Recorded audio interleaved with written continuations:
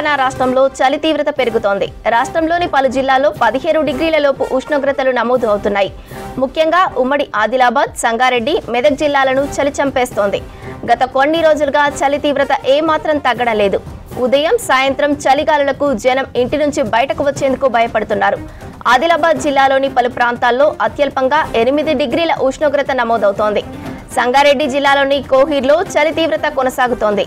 రాష్ట్రంలోకెల్లా అతి తక్కువ ఉష్ణోగ్రతలు నమోదవుతున్న మండలాల్లో కోహీర్ 2వ స్థానంలో ఉంది. ఇక్కడ పెద్ద పెద్ద కొండలు, చుట్టూ దట్టమైన అటవీ ఉండటంతో చలి తీవ్రత పెరుగుతోంది.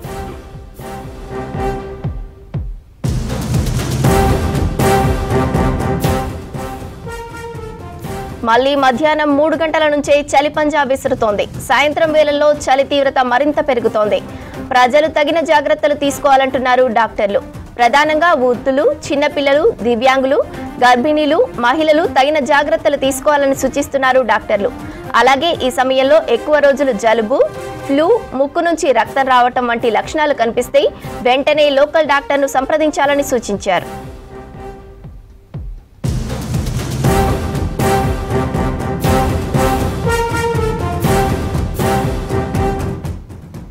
తెలంగాణ రాష్ట్రంలో చలి తీవ్రత పెరుగుతోంది. రాష్ట్రంలోని పలు జిల్లాల్లో 15 డిగ్రీల లోపు ఉష్ణోగ్రతలు నమోదు అవుతున్నాయి.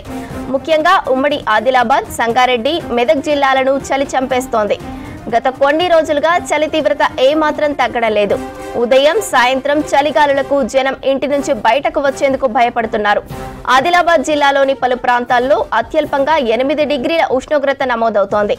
సంగారెడ్డి జిల్లాలోని కోహీర్లో చలి తీవ్రత కొనసాగుతోంది. రాష్ట్రంలోకెల్లా అతి తక్కువ ఉష్ణోగ్రతలు నమోదవుతున్న మండలాల్లో కోహీర్ 2వ స్థానంలో ఉంది. ఇక్కడ పెద్ద పెద్ద కొండలు, చుట్టూ దట్టమైన అడవి ఉండటంతో చలి తీవ్రత పెరుగుతోంది.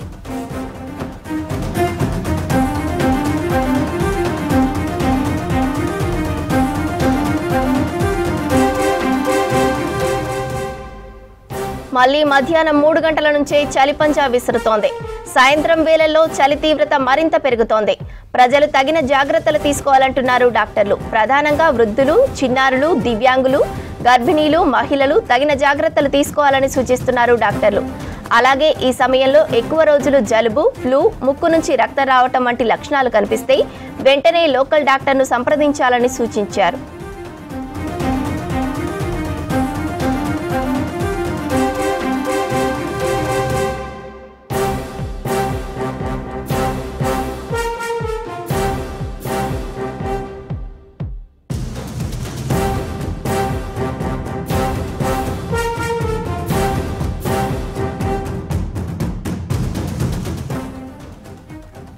ఆదిలాబాద్ జిల్లాలో చలి పంజా విసురుతోంది. ఉత్తరాది నుంచి వీస్తున్న గాలులతో చలి తీవ్రత పెరుగుతోంది. జిల్లాలో రికార్డు స్థాయిలో కనిష్ట ఉష్ణోగ్రతలు నమోదవుతున్నాయి. గత 10 రోజులుగా 12 నుంచి 8 డిగ్రీల కనిష్ట ఉష్ణోగ్రతలు నమోదవుతున్నాయి. ఉదయం 9, 10 గంటలైనా చలి వీడటం లేదు. పెరుగుతున్న చలి తీవ్రత జిల్లా వాసులు తీవ్ర ఇబ్బందులు పడుతున్నారు. ఆశ్రమ పాఠశాలల్లోనూ విద్యార్థులకు ఇబ్బందులు తప్పడం లేదు. చన్నీళ్ల స్నానాలతో గజగజ వణుకుతున్నారు.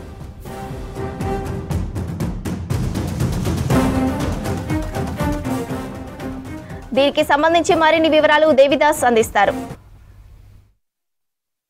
ఉమ్మడి ఆదిలాబాద్ జిల్లాలో రికార్డు స్థాయిలో కనిష్ట ఉష్ణోగ్రతలు తగ్గుముఖం పడుతున్నాయి. గత 10 రోజులుగా రోజుకు ఉష్ణోగ్రతలు పడిపోవడంతో చలి తీవ్రత పెరుగుతుంది.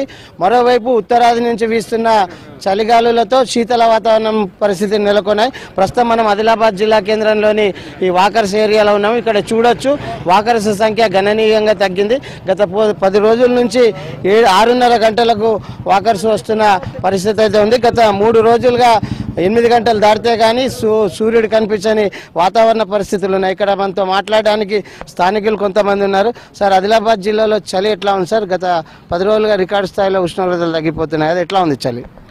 ఇప్పుడు రెండు తెలుగు రాష్ట్రాల్లో గమనిస్తే ఆదిలాబాద్ లీస్ట్ టెంపరేచర్ నమోదవుతున్నది. 9.5కి వచ్చేసింది. ఇప్పుడే ఈ మంత్ ఎండింగ్ కల్లా 4-5 డిగ్రీస్కి రావచ్చు, 3 డిగ్రీస్కి వచ్చిన ఆశ్చర్యం ఏం లేదు. ఆ తర్వాత లాస్ట్ వీక్ నుంచి డిసెంబర్ లాస్ట్ వీక్ నుండి జనవరి 15th సంక్రాంతి వరకు అట్లాగే సేమ్ వాతావరణం కంటిన్యూ అవకాశాలు ఉంటాయి. కాబట్టి అందరూ తగిన జాగ్రత్తలు తీసుకోవాలా. చలి పెరిగింది కదా, వృద్ధులు చిన్నారులు ఎలాంటి జాగ్రత్తలు తీసుకుంటే ఎట్లా ఉంచాలి? మామూలుగా పిల్లలు ప్రొద్దున్నే లేస్తారు. లేచినప్పుడు మనం ఏంటంటే కొంచెం నీరెండ వెళ్తుందని బయట ఎత్తుకొని అట్లా తిరుగుతుంటాం. ఎండ ఎక్కువ లేకుండా చలిగాలికి వాళ్ళు ఎఫెక్ట్ అయ్యే ఛాన్సులు ఉంటాయి.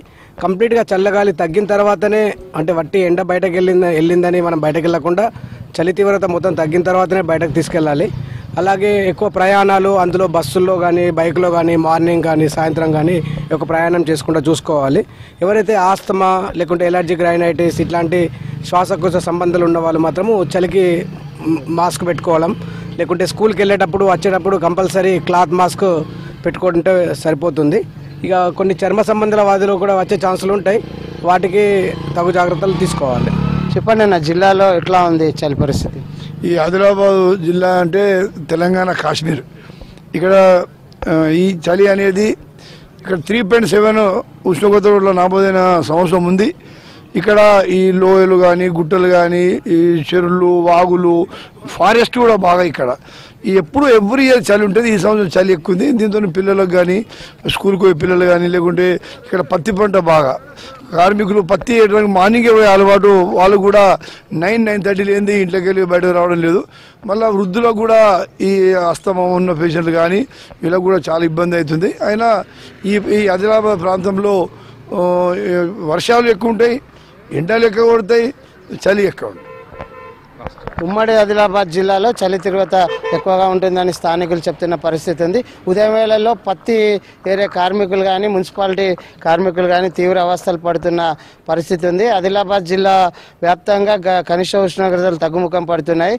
ప్రధానంగా ఏజెన్సీ ఏరియాలో ఈ చలి తీవ్రత ఎక్కువగా ఉండడంతో హాస్టళ్లలోని విద్యార్థులు తీవ్ర అవస్థలు పడుతున్నారు. రోజు రోజుకు పడిపోతున్న కనిష్ట ఉష్ణోగ్రతలతో వృద్ధులు చిన్నారులు అస్వస్థతకు గురవుతున్న పరిస్థితి అవుతుంది.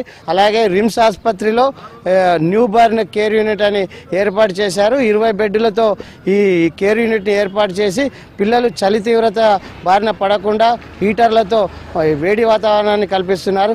ఓవరాల్గా చూసుకుంటే ఉమ్మడి ఆదిలాబాద్ జిల్లాలో ఈసారి కనిష్ట ఉష్ణోగ్రతలు రికార్డు స్థాయిలో నమోదవుతున్నాయి. జనవరి మొదటి వారానికి 3-4 డిగ్రీలకు కనిష్ట ఉష్ణోగ్రతలు నమోదయ్యే పరిస్థితి ఉందని వాతావరణ శాఖ నిపుణులు చెప్తున్న పరిస్థితి ఉంది. కెమెరామెన్ విఠల్తో దేవిదాస్, V6 న్యూస్, ఆదిలాబాద్ నుంచి.